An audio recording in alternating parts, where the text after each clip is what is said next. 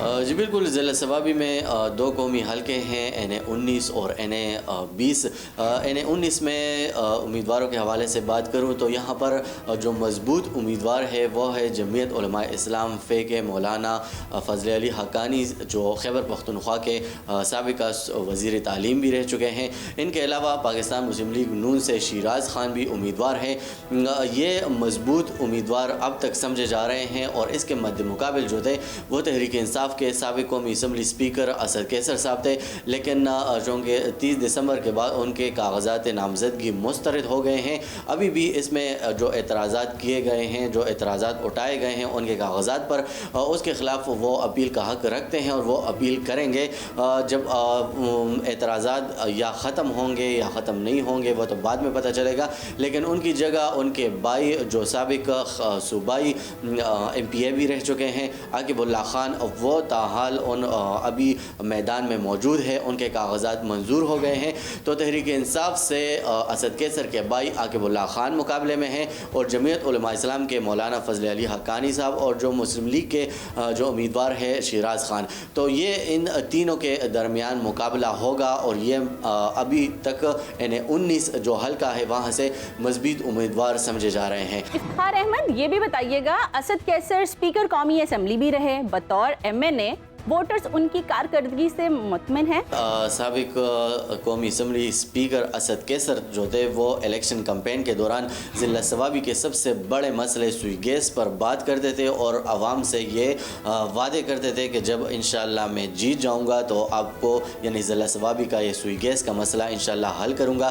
لیکن جب وہ پہلی بار صوبائی اسمبلی یعنی خیبر پختونخوا کے صوبائی اسمبلی کا اسپیکر بن گئے تو وہ اس وقت یہ کوششیں کر رہے تھے، لیکن وہ ناکام رہے۔ وہ یہی بہانہ بناتے تھے کہ یہ مرکز میں ہے اور مرکزی حکومت ہمارا نہیں ہے، اسی وجہ سے یہ کام ادھورا پڑا ہے، ہم نہیں کر سکتے۔ تو جب وہ قومی اسمبلی کے اسپیکر بن گئے تب بھی وہ یہاں پر آتے تھے اور کہتے تھے کہ یہ سوئی گیس کی جانب سے بند ہے، اس پر ہم نے ہائی کورٹ میں کیس بھی کیا ہے، اور وہ کیس جیت بھی گئے تھے، لیکن پھر بھی وہ یہاں پر مختلف جگہوں پر افتتاح کرتے تھے اور یہ وعدے کرتے تھے کہ انشاءاللہ آپ نے مجھے آئندہ ووٹ تب دینا ہے جب میں آپ کے لیے سوئی گیس کا مسئلہ حل کر سکوں۔ لیکن یہاں پر 10 سال تقریباً گزر گئے اور ابھی تک سوئی گیس کا مسئلہ حل نہ ہو سکا۔ اس کے علاوہ جو مختلف روڈیں ہیں، صوابی جہانگیرہ روڈ کی میں بات کروں تو 3 سال سے اس پر کام جاری ہے اور تاحال مکمل نہیں ہو سکا۔ مختلف ان کے اپنے آبائی حلقے میں برانچ روڈ وغیرہ ہے وہ بھی مکمل نہیں ہو سکے۔ اس کے علاوہ ضلع صوابی کا سب سے بڑا مسئلہ بجلی لوڈ شیڈنگ کا ہے۔ سابق اسپیکر قومی اسمبلی اسپیکر اسد کیسر یہی کہتے تھے کہ انشاءاللہ صوابی سے، چونکہ صوابی ہی بجلی پیدا کرتا ہے تو صوابی سے لوڈ شیڈنگ کا خاتمہ کروں گا، لیکن تاحال وہی حال ہے، 12 گھنٹے تک لوڈ شیڈنگ یہاں پر جاری ہے اور کوئی وہ تبدیلی نہیں لائے۔ اس کے علاوہ ہسپتال اور صحت کے حوالے سے بات کروں تو جو پہلے سے موجود تھے، مختلف پارٹیوں کے دور حکومت میں انہوں نے بنائے تھے تو وہی موجود ہے، اور اس میں مختلف کام کیے ہیں چھوٹے موٹے، لیکن خاطر خواہ ان میں تبدیلی نہیں لا سکے، یا ان میں بڑا کام نہیں کر سکے، یا ایک بڑا ہسپتال نہیں بنا سکے۔ تو ان کے جو ووٹرز ہیں وہ آج کل اس صورتحال سے بھی وہ کشمکش میں ہیں کہ الیکشن کمپین بھی نہیں ہونے دیا جا رہا، اور اسد کیسر کے کاغذات نامزدگی بھی مسترد ہو گئے ہیں۔ تو اس وجہ سے جو ان کے ووٹرز ہیں اپنے، وہ مطمئن تو ہے بھی نہیں، لیکن یہ پریشان بھی ہے اور سوچ رہے ہیں کہ ووٹ دے تو کس کو دیں۔ افتخار، موجودہ حالات میں نون لیگ اور جمعیت علماء اسلام کا اتحاد کیا غیر معمولی ثابت ہو سکتا ہے؟ جی بالکل، یہ بہت اہم سوال آپ نے پوچھا ہے۔ مولانا فضل علی حقانی صاحب کے حوالے سے میں بات کروں تو وہ یہاں پر ضلعی امیر بھی ہے اپنے پارٹی کا، اور سابقہ صوبائی وزیر تعلیم بھی رہ چکے ہیں، اور ضلع صوابی میں مذہبی پارٹی کا ووٹ بینک بہت زیادہ ہے۔ تو انہوں نے یہاں پہ مختلف کام بھی کیے ہیں، اپنے دور حکومت میں مختلف پروجیکٹس پر کام کیا ہے، اور یہاں پر زیادہ تر لوگ ان سے خوش دکھائی دیتے ہیں۔ اور اگر مسلم لیگ نون کے حوالے سے میں بات کروں تو ان کا امیدوار شیراز خان ہے۔ یہ تاحال اس NA-19 حلقے میں مضبوط امیدوار سمجھے جا رہے ہیں۔